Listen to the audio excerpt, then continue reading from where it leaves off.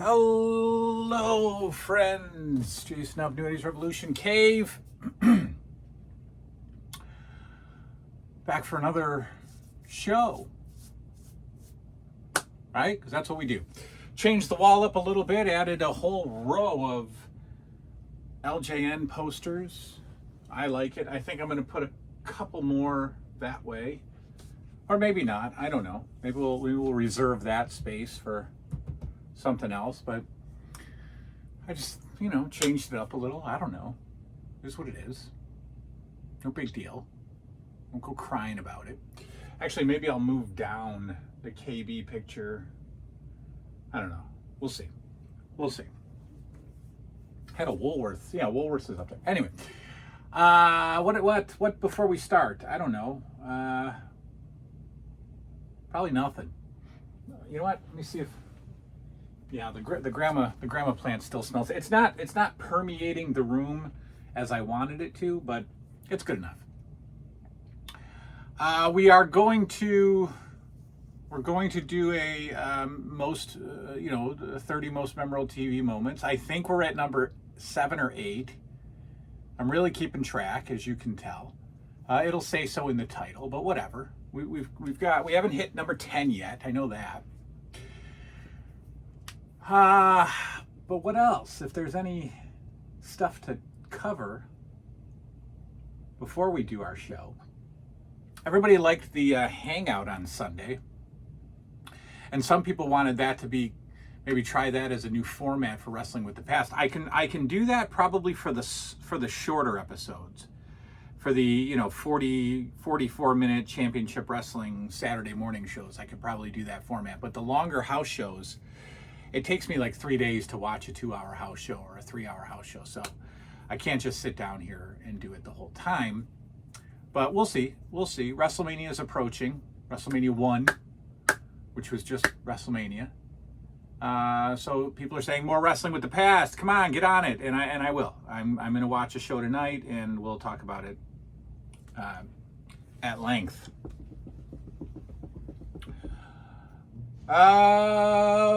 Number 7 or number 8 most memorable TV moments. Why are we doing this? Well, because as we have said, we're grieving the death of TV as we once knew it, as the 80s generation who I think got the most out of TV than any era. Some would argue the 90s. There are lots of 90s kids who feel like their programming was better than our 80s programming. I disagree, of course, but kids were not getting the same television experience out of the 70s, certainly not the 60s and before. Why are the dogs barking? I don't think anybody's supposed to be home. I really hope not. We'll see. Okay, so I promise this is the last time that the 30 most memorable TV moments includes wrestling. I think this is it. All right, we've talked about Saturday night's main event. We've talked about house shows. But now we're just going to talk about wrestling in general. So my number 7 or my number 8 most memorable TV moment is just wrestling in general. The joy from the discovery of wrestling, professional wrestling, and then all of the offshoots, the domino effect that finding wrestling had on me and childhood and adulthood. I could honestly say, had I not, fallen in love with wrestling at 8 years old, this room wouldn't even exist. I wouldn't be me. Wrestling started it all. I don't think there would be a room like this if it was just G.I. Joe. He loved G.I. Joe. Or he loved Transformers. I just don't think that would have happened. And I've told the story a million times. I won't tell it again. It gets old. But I found it accidentally. I found wrestling on TV, on cable, late night. Just found it. And the earliest wrestling memory that I have is the intro to championship wrestling. Hogan's walking through Madison Square Garden, aisleway or dressing room. Michael Jackson's Thriller is playing. We get a quick 45-second intro of Hogan beating Iron Sheik, winning the title, and then boom, straight to Vince McMahon and Bruno Sammartino introducing that weekend's show. And I don't know why. I don't know why it was so captivating. I don't know why I was so into it. I really don't. I wish that I did. I wish I knew why it was so big for me at the time. I don't think friends were talking about it before. I don't think anybody was saying, "Hey, you got to go watch this wrestling stuff." I just found it, and then shortly after, when the toys came out, it was on. And we've told that story a million times. We've told the story of WWF, but there was other wrestling, because once I got into WWF, wrestling was all I cared about. It was all I cared about. It was the most interesting, the most captivating, the most just I'm drawn in. And then, like I said, when the toys came out, forget it. I'm gone. But there was other wrestling. I live in Rochester, New York, and at the time we had Greater Rochester Cablevision, and because I found WWF, I would stumble across other wrestling, and the first wrestling that I stumbled across was the NWA, just a few channels down the dial, and it was completely different than what I was used to. But it was on, it's Saturday 6:05 on TBS. Then they had like a Sunday morning show and a Sunday night show or whatever. But it was just weekend wrestling. There was nothing on during the week. And even as a kid, I knew that the production value and the wrestlers looked different, and the announcers looked different, and the crowds looked different. I mean, NWA came from TBS studios and held about 35 people. And, the WWF was not in an arena at that particular time, but they were in a bigger, agricultural hall or bigger, convention center or something like that.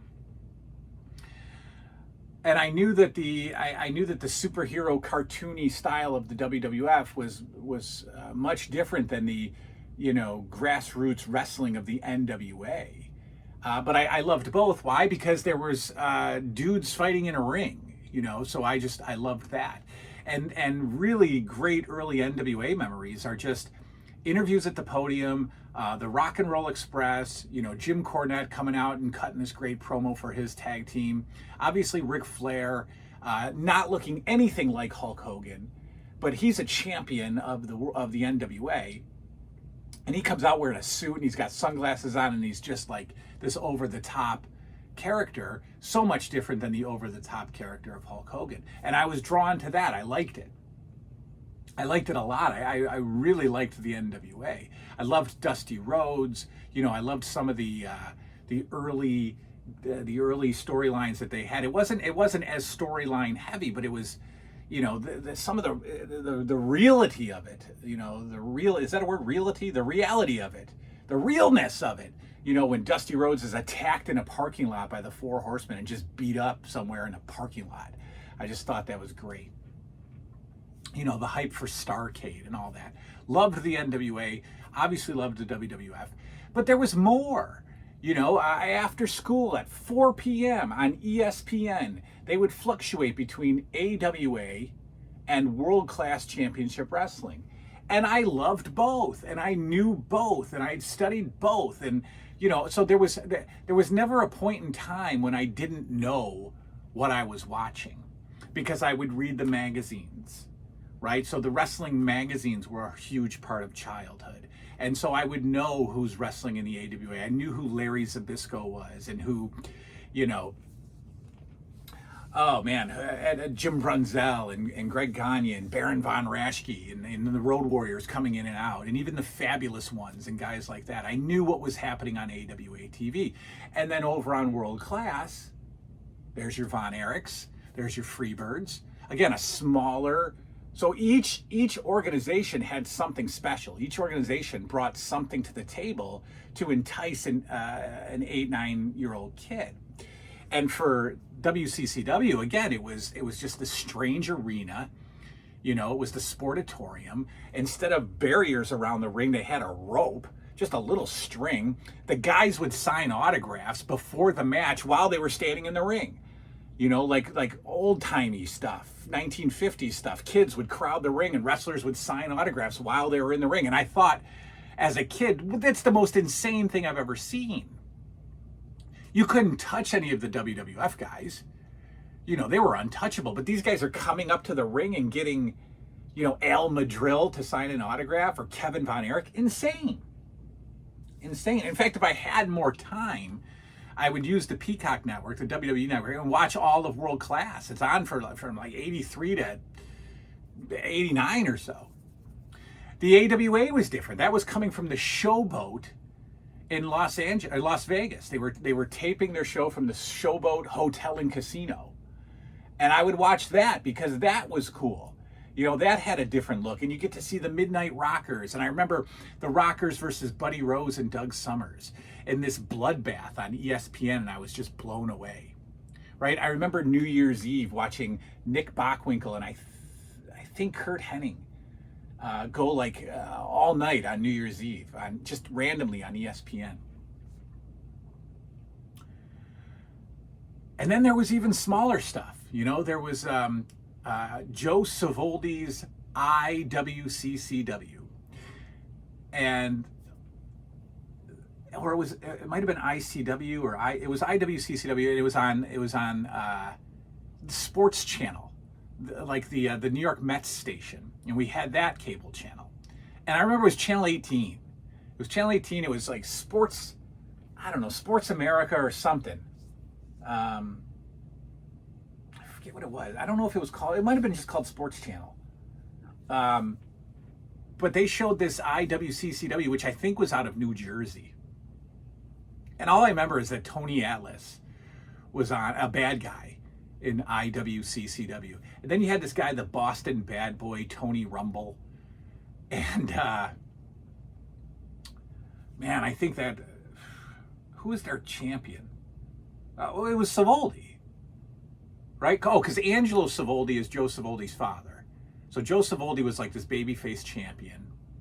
Tony Atlas came in as the bad guy. And then you had like, like King Kalua, I think. I think you just had like real indie guys that were getting some TV exposure. It was cool. And then from there, it was just on and on and on. I mean, I watched Glow. Glow was awful.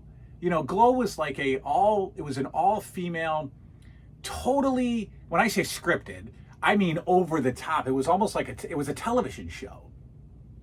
The Glow matches, the Glow skits in between. Also, I believe from, this one was in Atlantic City, I believe. It was in like a casino ballroom in Atlantic City too, I think. And it was just so silly, it was like so, they had pink ropes and, over the top characters. But I watched it and I tuned in. I made sure that I watched it because it was wrestling.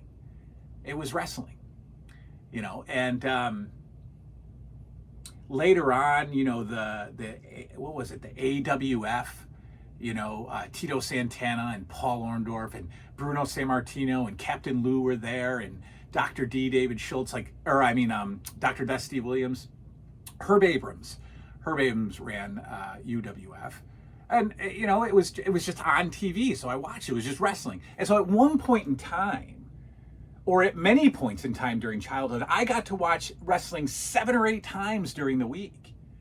I mean, it was all over the place.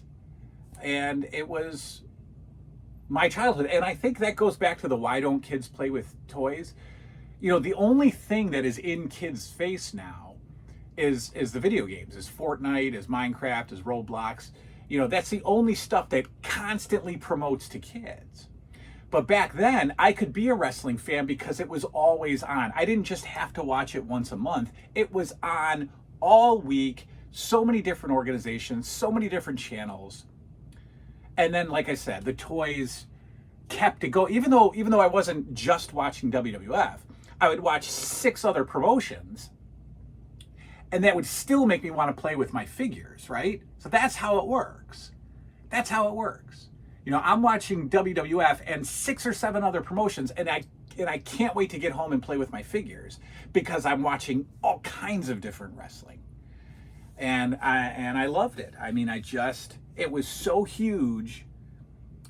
And then, later on, when Raw came, I was certainly watching Raw, and I was watching WCW Nitro, and I was watching ECW, and I recently tried again with AEW, but has it died for it? I still read the results of wrestling maybe not Raws and SmackDown anymore, but I will, we just got out of AEW. We were heavy into it, and I thought like history was going to repeat itself with my kids. It didn't.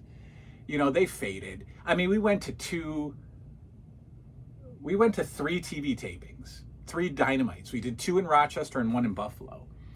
And, you know, I thought it was going to take off for them. It didn't, and it is what it is. But I could say now that, you know, I probably won't watch any modern wrestling ever again, but I have so much footage, it doesn't matter.